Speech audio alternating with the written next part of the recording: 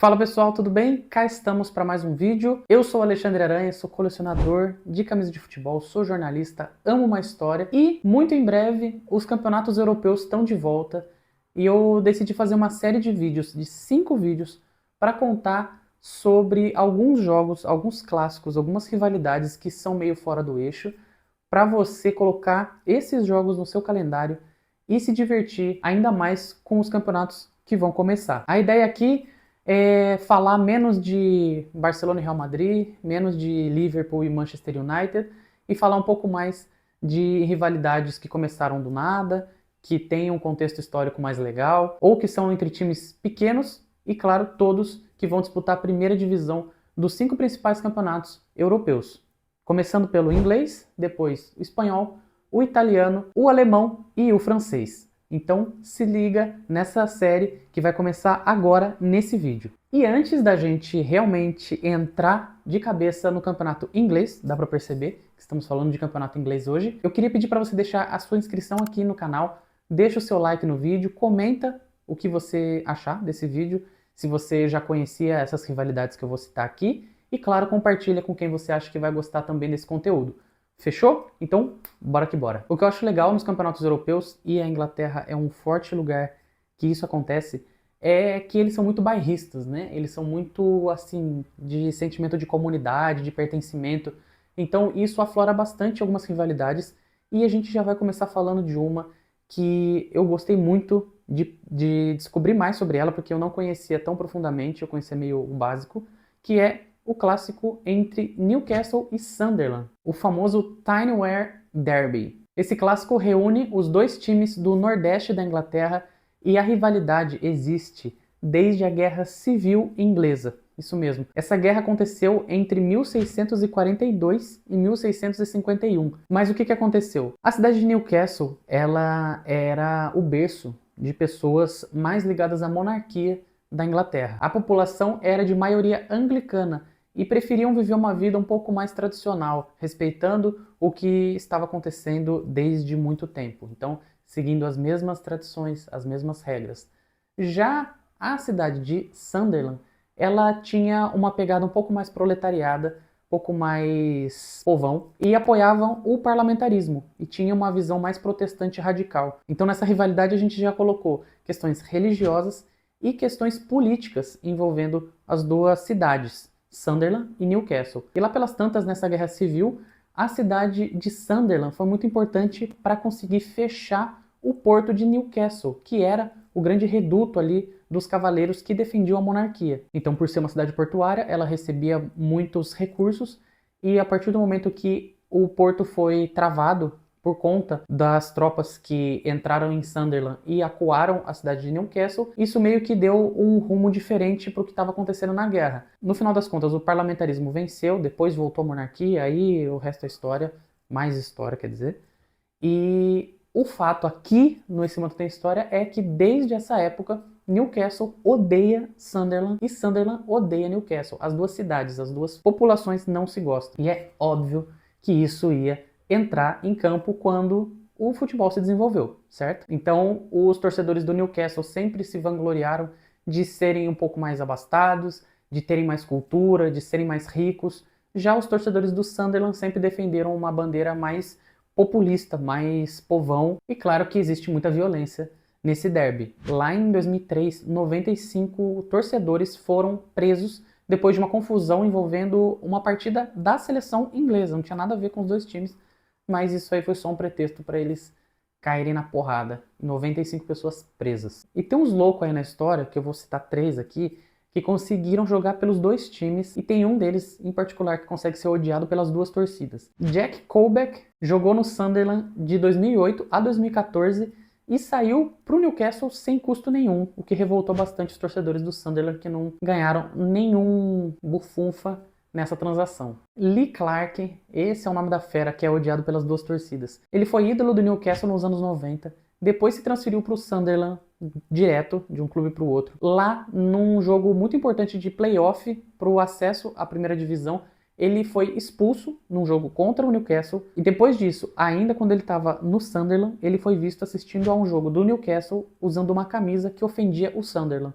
Ou seja, o amigão aí conseguiu a proeza de fazer tudo errado na carreira dele. E em terceiro dessa lista, Titus Bramble fez mais de 100 jogos pelo Newcastle entre 2002 e 2007 e em 2010 foi jogar no Sunderland, onde jogou por 3 temporadas. Fez uma carreira aí equilibrada nos dois times. E por falar em equilíbrio, no retrospecto, o que reina é realmente a igualdade. Tá, quase a igualdade. São 54 vitórias para o Newcastle, 53 para o Sunderland e 50 empates. E nessa temporada 25-26, esse derby volta para a primeira divisão, depois do Sunderland ter vivido o inferno, chegou até a terceira divisão e agora está de volta à Premier League. E os encontros devem acontecer nas rodadas 16 e 31, que deve muito provavelmente acontecer em dezembro e março. Então já bota no calendário que é muito legal de acompanhar esse clássico. Outro clássico muito legal de acompanhar é Crystal Palace e Brighton, o famoso A23 Derby, que tem uma história peculiar bem legal. Eles até têm um histórico de confrontos e jogos importantes, principalmente na década de 70, mas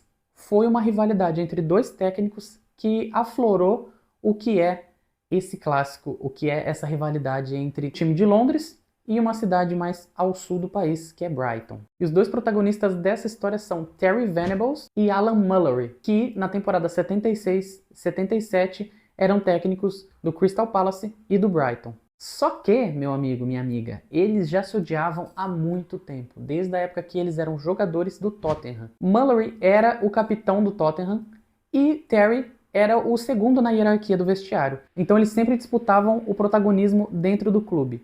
Acontece que nunca foram amigos, nunca se gostaram e coincidiu de serem técnicos de times que estavam envolvidos num jogo importante da FA Cup no ano de 76. O Palace, nesse jogo, venceu por 1-0, mas Mullery ficou pistola da vida porque o time dele, o Brighton, teve um pênalti marcado que depois foi desconsiderado, numa época que não existia VAR, hein? Olha lá.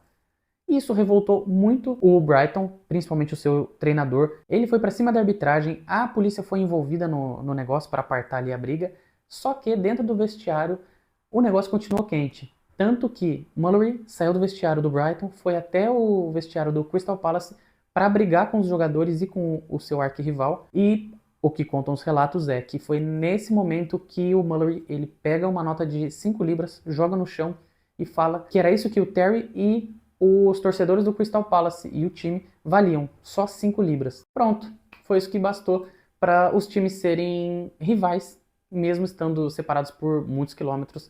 Inclusive o nome A23 Derby é porque A23 é o nome da estrada que liga as duas cidades. E nesse campeonato, nessa temporada de 25-26, eles vão se enfrentar na 11ª rodada e na 25ª, que deve acontecer na primeira quinzena de novembro e na segunda quinzena de fevereiro. Mas é sempre bom ficar de olho nas mudanças da tabela para não perder esses jogos. E o terceiro jogo que eu vou destacar nesse vídeo de hoje envolve o Tottenham. É o jogo entre Tottenham e West Ham, que até certo ponto pode ser considerado uma rivalidade unilateral, caso você torça para o Tottenham. Lá em Londres existem muitos times, tem muito esse sentimento de defender um lado da cidade. O Tottenham está no norte de Londres e está muito ligado a uma elite, a pessoas mais ricas. Já o West Ham tem uma classe mais operária e apesar do nome ele está no lado leste da cidade, mas isso pouco importa. Acontece que para o Tottenham os principais rivais ali são o Arsenal e o Chelsea, falando dos dois maiores. Já para o West Ham, o jogo contra o Tottenham é o jogo da temporada, é aquele que você precisa vencer, é aquele campeonato à parte. Assim, eu acho que isso é uma balelinha falado para desestabilizar o outro time, que pelo confronto tem menos vitórias, então pode se considerar menor, talvez, não sei. Quem é maior para você, o Tottenham ou o West Ham? Deixa aqui nos comentários. Mas mesmo assim, mesmo querendo descredibilizar o seu rival, nessa disputa existem muitos relatos de violência envolvendo as torcidas, principalmente na década de 80, foi a época de ouro dos hooligans, que são aqueles torcedores mais inflamados, se podemos dizer assim, mas existe sim uma rivalidade entre essas duas equipes. E no retrospecto geral, melhor para o Tottenham. São 102 vitórias do Tottenham, 67 do West Ham, e muita coisa já rolou nesses mais de 220 jogos entre as equipes, inclusive mata-mata de copas locais, jogos com muitos gols, muitas reviravoltas. Teve até um caso de intoxicação alimentar que ia valer uma vaga na Champions League para o Tottenham, mas isso é uma história que eu vou levar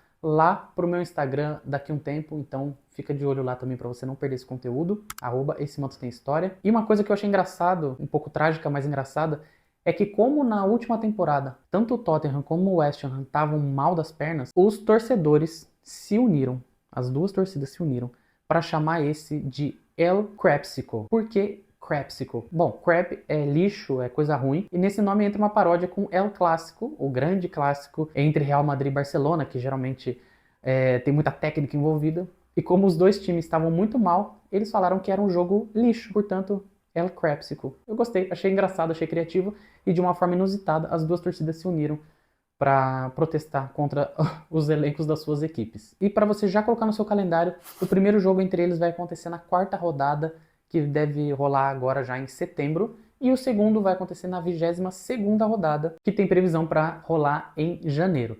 Beleza?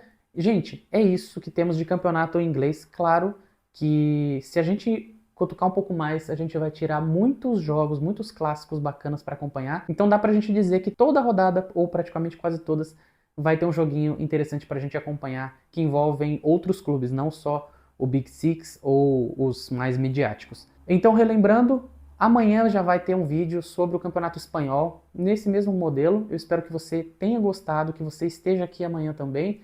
E, por favor, compartilhe com quem você achar que vai gostar desse conteúdo. Tamo conversado? Fechou, gente. Até amanhã, então. Valeu. Tchau, tchau.